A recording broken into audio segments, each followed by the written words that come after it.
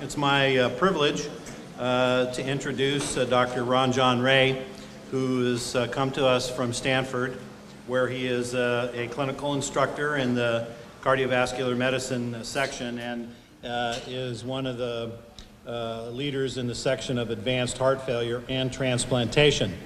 Now, in keeping with the theme that I'd hoped to pass through today's talks, the request I had of Dr. Ray was not specifically about cardiac transplantation, but really has to do with solid organ transplantation and the therapies that are associated with trying to prevent rejection. So from a practical standpoint, how to deal with the solid organ transplant patient in a practice setting. And that's what my request of Dr. Ray is, and I'm looking forward to what he has to say. He's received his medical degree at Georgetown University and also a Ph.D., MD Ph.D., and then went ahead and did his training at a combination of Georgetown, Harvard, and then Stanford. And as I said, he's currently on the faculty at Stanford. So we're delighted to have him here today, that he took his time out to come up and talk to us about this important topic. Dr. Ray? Thank you for inviting me to come here and talk to you. So like Dr. Dunlap said, I just want to introduce this topic and to help add to your knowledge about what we do with our medications and what that means in a primary care setting. So just by a raise of hands, can I see how many people take care of any solid organ transplant patients in their practice? Okay, good. So a bunch of you, but not everyone. So this is a recruitment to have you guys help us take care of our patients when they go back home after they leave our center from transplant. So I have no disclosures. So we have about 4,500 heart transplants every year throughout the world. About 2,500 are in the US. So a significant number of patients will be going back out into the community and need to be taken care of. Survival of these patients has improved with each era. And you can see right now our median survival is about 11 years with a 1-year survival of 90%. And this is due to improvements in surgical technique, our medications, and also monitoring the patients long term. Our heart transplant patients do pretty well after they get their heart. They're very functional. This is a Karnofsky score, basically meaning 100% is completely functional, 90% down the line is less and less functional, but 80% meaning that you're able to do pretty much everything. And as you can see here, most of our patients do quite well, more than 80% out to 3 years, and this actually persists, live very functional lives, go back to work, go back to their usual activities. Now, in order for this to happen, in order for these patients to do well, we like to adopt a shared care model. And this is basically saying that a successful long-term care of our patients is a team effort involving the patients, the transplant team, and the primary care physician. But our medications, our immunosuppression medications, they introduce a new set of long-term complications. So we need everyone's help to manage pre-existing and post-transplant medical problems that require follow-up throughout the years. Part of this is also monitoring for post-transplant complication. These patients are immunosuppressed, so they're more prone to malignancy and infection. And our patients develop what's called, I said CAD, but it's actually allograft vasculopathy, meaning that the arteries around the heart, the new heart, they narrow over time due to chronic immune attack, essentially. And these patients don't present with chest pain. They present with signs of fatigue, shortness of breath, and heart failure. So something to be on the watch for when you see these patients. We need everyone to help provide routine healthcare maintenance, and also the primary care takers are the ones who know these patients. They know them better than us because they were sent to us for transplant, then they're sent back. So they need psychological and emotional support for the patient and their families we ask quite a bit of the caretakers to take care of the patients. So what I wanted to discuss in this talk is introduction to our major agents, the side effects of the major agents that we use, the common drug-drug interactions, and then a few cases to illustrate management considerations that pertain to the transplant patient.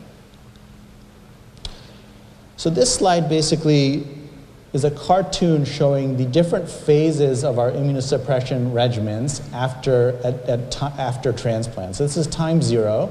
This occurs at the transplant center. This is induction immunosuppression, meaning we really nail the patient with multiple immunosuppressive agents and knock the immune system out immediately post-transplant. That's something that you will never probably see. But afterward, we use a series of medications, calcineurin inhibitors like cyclosporin and tacrolimus, cell cycle inhibitors, PSIs, which are proliferation signal inhibitors, and steroids. Now, the width of these bars show the intensity of medication post-transplant. So these are used very intensely immediately post-transplant, and then we reduce the dose. Cell cycle inhibitors keep the same dose. This is a special newer class of agents, which we'll discuss, which comes on later if needed. And then steroids, very intense initially, and then eventually weaned off. So the induction is the intense prophylactic therapy at the time of transplant. Maintenance is the stage where you will be seeing our patients, and it's lesser potency because we need to keep it on essentially forever. Now, if the patient presents with rejection, then oftentimes we reuse these medications, the induction medications, to really knock out the immune system again, and then we put them back into the maintenance phase. So the immunosuppression effects, I call it the good, the bad, and the ugly. Therapeutic effects. This is what we use to prevent acute and chronic rejection, but we have the unintended consequences, which are, again, infection and malignancy, and the non-immune toxicities, hypertension, diabetes, dyslipidemia, renal insufficiency. Essentially what you see with all your patients, however, they are often worsened or accelerated by our drugs. So these are the good effects. So advanced immunosuppression improves survival. So the first transplant did not last long, about a week, and then the patient died. But with improvements in, first of all, the biopsy so that we can surveil these patients for rejection, then the introduction of cyclosporin, you see the increase in survival to where it is now at about 11 years. Then the cell cycle inhibitors, MMF, and the Prograf. So this is a simplified cartoon to describe where our medications act. So we have steroids, we have the tacrolimus and cyclosporin, we have sirolimus and everolimus, so these are the PSIs, steroids you know, and then we have the cell cycle inhibitors, MMF. So our targets are the antigen-presenting cell, which is basically what activates the immune system, binds through the T cell receptor and co-stimulatory signals to the T cell. This sets off a signal transduction pathway, calcineurin, which is inhibited by tacrolimus and cyclosporin, or the calcineurin inhibitors, will bind to, it's actually a phosphatase, so it will dephosphorylate this transcription factor. This transcription factor then goes and promotes cytokines, which then bind to their respective receptors, activating targets of rapamycin, which is inhibited by sirolimus and everolimus, which you probably know because we impregnate stents with them. And the TOR will then go and activate the cell cycle, which leads to clonal proliferation, activation of the immune system, and rejection. So we block various targets of this pathway. So the steroids act at the glucocorticoid receptor, the calcineurin inhibitors act at calcineurin, sirolimus blocks the serine threonine kinase TOR, and MMF blocks purine synthesis of the cell cycle. By hitting various areas of the immune system, we're able to reduce the doses of each individual drug, thereby reducing the side effects of high doses of one drug. So we call this the standard 3-drug regimen. So we use steroids, Prograf or tacrolimus or cyclosporin, and then this is mycophenolate mofetil, or otherwise known as Cellcept. Azathioprine was used previous to this, but we don't use that that often except in special circumstances. The newer agents are sirolimus and everolimus. So corticosteroids, very high doses. We use prednisone. They get huge doses of solumeterol right at transplant. Then we go to 20 milligrams twice a day of prednisone, which is pretty hefty doses for about a month. And then it tapers down to, at 1 year to minimal effective doses. At Stanford, we remove steroids at about 1 year unless they've had rejection. You can actually, if patients are having a lot of side effects from steroids, we could potentially stop steroids at 3 to 6 months. And finally, we can use corticosteroids when there's rejection. We'll go back to the induction doses and then wean it back down. So I'll just briefly talk about this because we've all learned the side effects of steroids, but I just want to point out that we often deal with other drugs in our immunosuppression that cause diabetes, so this doesn't help with diabetes. Osteoporosis is a big problem in our population because they get such high doses of steroids for a long time. Also, the patients will come to you saying they can't sleep.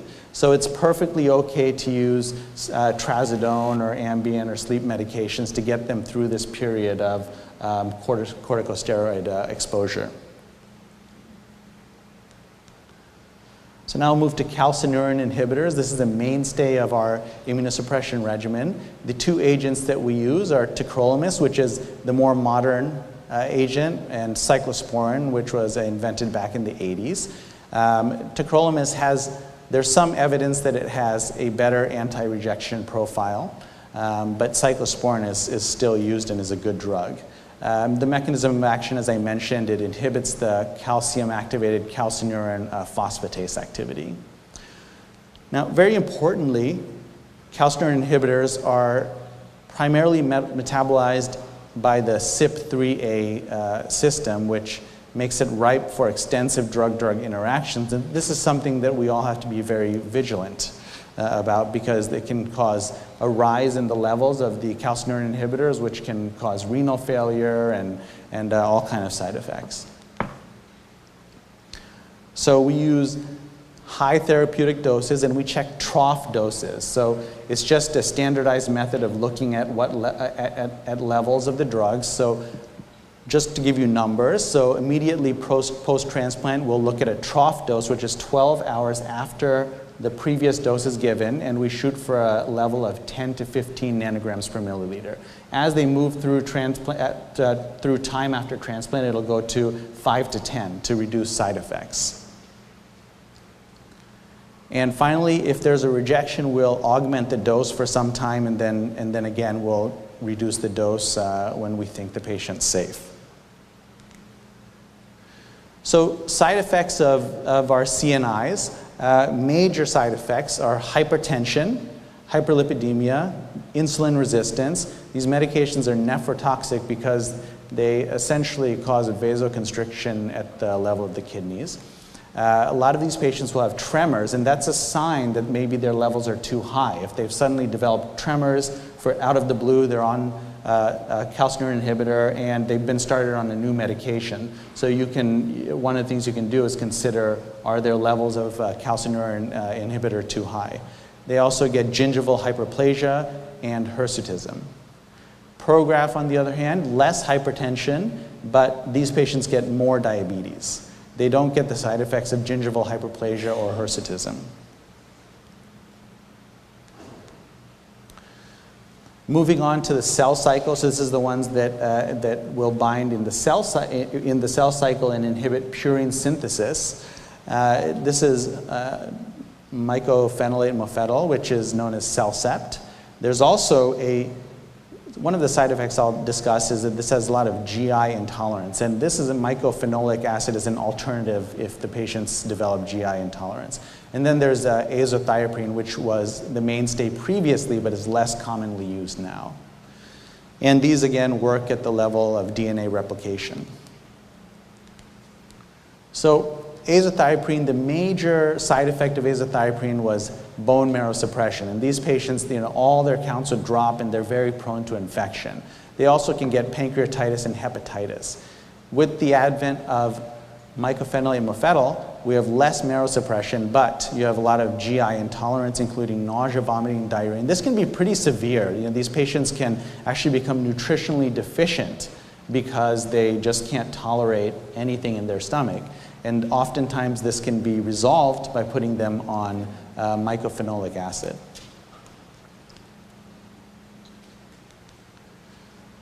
So the newer agents, sirolimus and everolimus. So these drugs came out with great promise because, again, as I mentioned, they're anti-proliferative. So one of the big problems in the Achilles heel of a heart transplant is that the arteries around the new heart narrow and eventually the heart fails from the cardiac allograft vasculopathy. Now, sirolimus will work at the site of the endothelial cells and prevent proliferation and thickening of the endothelial area. And that's why, again, our stents have these medications impregnated into the metal. So they inhibit the cell cycle and, again, inhibit proliferation of smooth muscle cells and endothelial cells. The problem is that these medications are not well tolerated. They have side effects that people, in the trials, although it shows that these patients had better survival, less graft vasculopathy, almost 30% of the patients had to go off the drug because it was so intolerable. We can use it, as I mentioned, in the graft vasculopathy. Also, this is less harsh on the kidneys than the calcineurin inhibitors. So if a patient comes into your office, you see their creatinine is rising on calcineurin inhibitors, that's the time that you can call the transplant center and bring that to our attention, and we can consider switching to a calcineurin-free regimen so we can protect their kidneys. There's also some evidence. Our patients get a lot of skin cancers, a lot of basal cell carcinomas, squamous cell carcinomas, and they require very close monitoring for that. And there's some evidence that these proliferation signal inhibitors will reduce your risk of skin cancer. Now, the controversy in that is it because we are replacing the sirolimus for the cyclosporin and tacrolimus, thereby reducing the drug levels and reducing the side effects of the higher levels of single medication that I was talking about? Or is it something specific to these medications, and we don't know that yet? This, just like the calcineurin inhibitors, are metabolized by the hepatic and intestinal CYP3A system, and so again, really closely monitor these patients for drug-drug interactions. The side effects, dyslipidemia. These patients can get terribly high triglycerides, capillary leak edema. So this is often our patients come in with these big swollen legs, and it's not something you can use diuretics for. In fact, if you use diuretics, you'll put them into renal failure. And basically it's due to this phenomenon of capillary leak that just essentially you can't do anything but take them off of their sirolimus or everolimus. They also get mouth sores, and there's a life-threatening pulmonary toxicity, so you can get a pneumonitis from sirolimus or everolimus. And importantly, there's poor wound healing. So these patients, when they go into, if they're planning major surgery, that's when there needs to be a conversation with the transplant group about taking them off sirolimus. Sirolimus takes about 3 months to get out of your system. So if you're going to have any kind of major abdominal surgery or any kind of heart surgery, this medication needs to be stopped 3 months ahead of time. Everolimus is a little bit more short-acting, so it's about 2 weeks. In fact, the way that this was discovered is because it's such a potent immunosuppressant, and we thought it was the answer. No graft vasculopathy, good immunosuppression, no renal problems. So what we did, and this was done at Stanford, there was a trial where we put patients immediately after transplant on sirolimus, and what happened is their sternotomies wouldn't heal. And we had all kind of infections and open chest, and so that ended. So we learned from that experience. This is in the slides that you received. It's a lot to digest, but it's more for your reference in the slide set. So common drug-drug interactions. So our cyclosporin, our calcineurin inhibitors and sirolimus and everolimus, which are metabolized via the CYP3A. So if you ever put these patients on calcium channel blockers like diltiazem, their levels will go way up. Any kind of antifungals, so the patient comes in with toe fungus and you need to use oral antifungals, these levels have to be monitored. Any macrolides, so very typical medications, Z-Paks, fluoroquinolones, if the patient has HIV. And then again, we heard this previously, the grapefruit juice. Again, I never ask about grapefruit juice, but theoretically, that risk is there. So this is something that, and these can really raise the levels and cause renal failure and other issues. The opposite can hold true, that we don't want our levels too low because then you get rejection. So any kind of anti-seizure meds, rifampin is essentially contraindicated in these patients.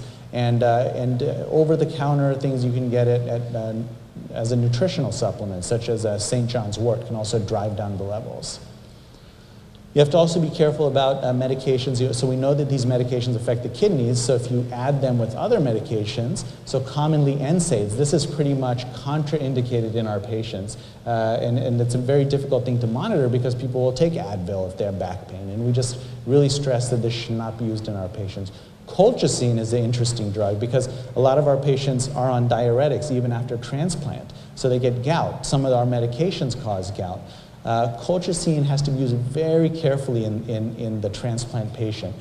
Typically we use a single pill, 3 doses in a row until they have diarrhea and the gout resolves. In our patients this doesn't clear, so if you do use colchicine, you should use maybe 1 dose and then let it go, wait for 3 days before you even use another dose. You have to be very careful with this.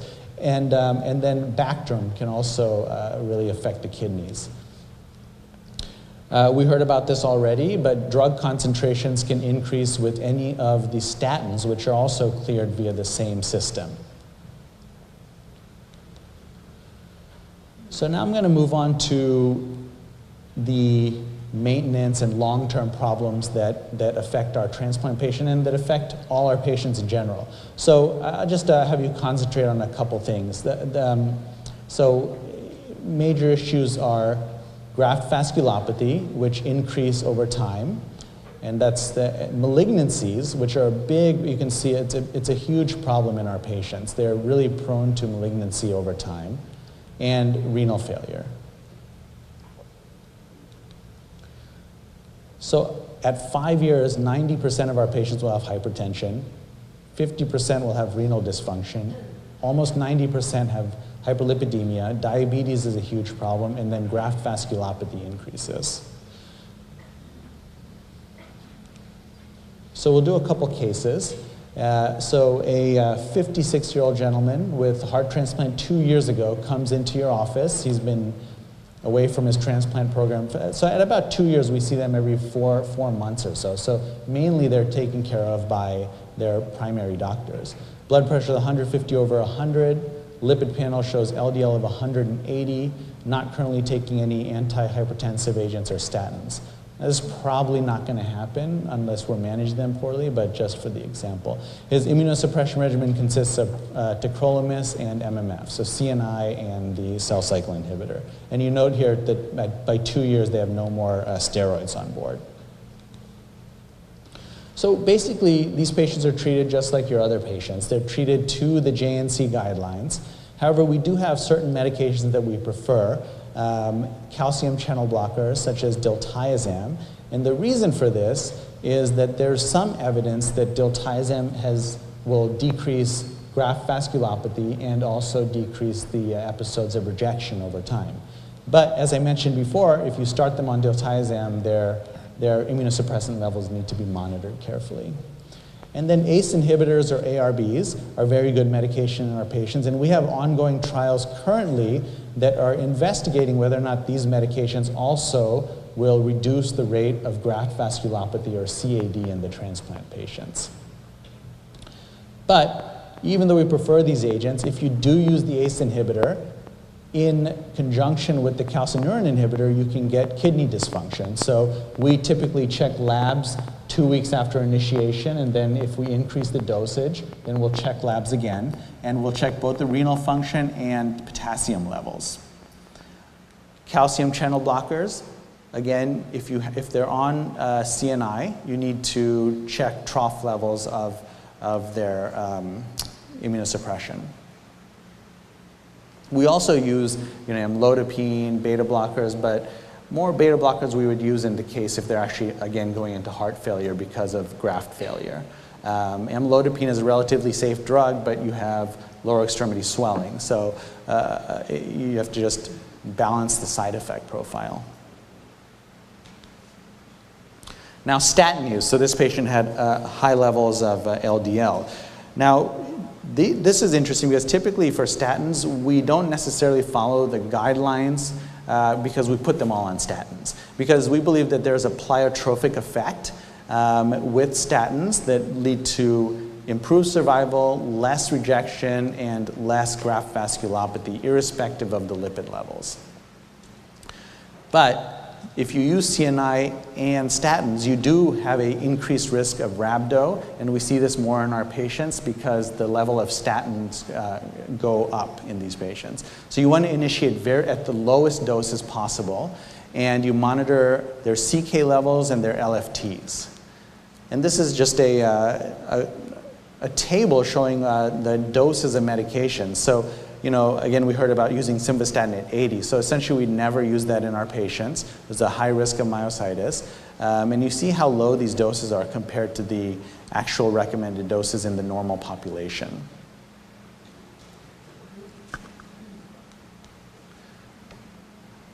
So to go to cancer screening, so there's a 67-year-old woman. She had a heart transplant 1 year ago, but she has a family history of colon cancer, and she knows that her immunosuppressants put her at higher risk of solid organ tumors. So she says, how often does she need to get a colonoscopy? She's concerned. She's asking if she needs it every couple of years.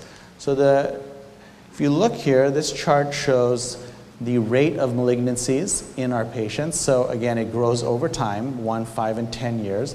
And no malignancies, so almost 30% of our patients will have some kind of malignancies at 10 years. And mainly it's skin cancers. Lymphoma is another issue in our patients. And then solid organ tumors are a significant amount. So almost 9% of patients will have some kind of solid organ tumor. And this is a graphical representation as they go out past their day of transplant. There's the percentage of patients free of some type of malignancy drops off pretty significantly. So our answer to that lady is that we actually recommend screening for these solid organ tumors as per the general population. It's just that they have to have it done. It can't not happen. Now, the dermatological exam, however, has to happen every year, and that's something that we really need to stress with our patients. And also things like skin protection, wearing hats when they're in the sun are all very important in preventing skin cancers. We had one patient who used a lot of skin protection, used a hat, but he worked on his boat, so his hands were full of basal cell carcinoma. So they really get, it can really, and then they have to get it shaved, removed, so it's a big morbidity for these patients. Okay, so another situation that you'll almost certainly see with these patients. So 65-year-old woman comes in after heart transplantation 13 months ago, presenting for a routine visit. She asks, can I stop my bisphosphonate now? A recent DEXA scan revealed a T-score of 1.5, so normal T-score. She's no longer on prednisone, and her immunosuppression consists of cyclosporin and MMF. So our recommendations are that all heart transplant patients remain on calcium and vitamin D. Bisphosphonates we will start right after transplant, and these can be initiated immediately, like I said, after transplant and continued for at least 1 year.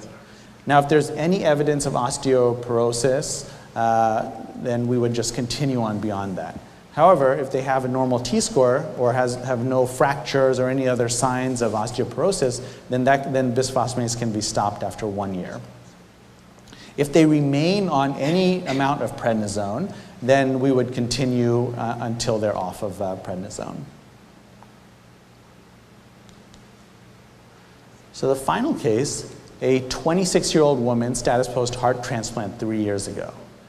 She has done well with no rejections, no history of graft vasculopathy.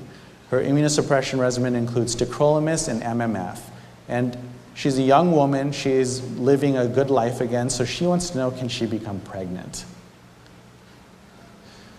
So the answer to that question is that it's okay to do this, but you should wait until 1 year after heart transplant. And this is something, the main point of this is that this is something that needs to be planned. So if your patient comes in, wants to get pregnant, then it's a discussion between you, the transplant center, and a high-risk OB. And to do this, you can continue certain meds. So the calcineurin inhibitors and the corticosteroids, if they're still on it, can be continued. But MMF and sirolimus should be discontinued as they have known teratogenicity. And sirolimus is more for the wound healing. MMF is more for teratogenicity. And actually, this is not actually in the guidelines, but Sharon Hunt, who's at Stanford, and I was talking to her about this talk, and she said, well, this should be in there too. So this is hot off the press. I just added it in there because she actually wrote the guidelines. And then class 2 using azathioprine or Imuran. So this is the cell cycle inhibitor that I mentioned we don't use much. However, you can't just take the patients off this medication and then not put them on something else. Now, azathioprine, although it has bone marrow suppression, we do know that it's relatively safe in pregnancy, although we don't have huge studies in any of our patients to really measure the effect. And again, avoiding these medications, you do have to have the understanding that there's risks and benefits of coming on and off these medications. And finally, breastfeeding is not recommended for the heart transplant patient because we just don't know what effect it has, and there's alternatives to breastfeeding. So that's essentially it. I do have a few minutes. I just want to show you one slide. So contraception. They should use a combined hormonal contraception and barrier method. But again, barrier method is not good enough. And since it has to be such a planned event, if she wants to get pregnant, we really want to prevent unplanned pregnancies. So we do recommend combination contraception. Intrauterine devices are generally not recommended in our population because of infection risk. Depo is not recommended because our patients already are at risk of decreased bone density, and this just adds to that.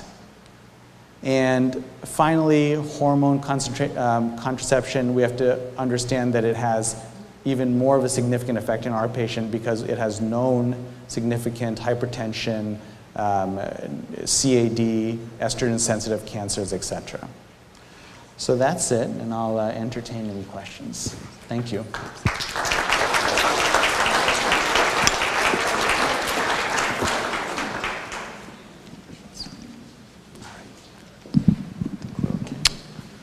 No questions? I have one. If we're seeing a patient who's, say, 2 years out and is on one of your maintenance therapies with the 2 classes of drugs, how do we deal with something like a possible urinary tract infection? How concerned should we be? Is it something that we should just treat and avoid the drugs that interact with the rejection drugs, or how would we deal with that? That's exactly what you do. You just need to make sure of the drug-drug interactions and treat the UTI. And it's probably better to be more aggressive with our patients because the infections can progress quickly. No other questions? Thank you very much. Thank you.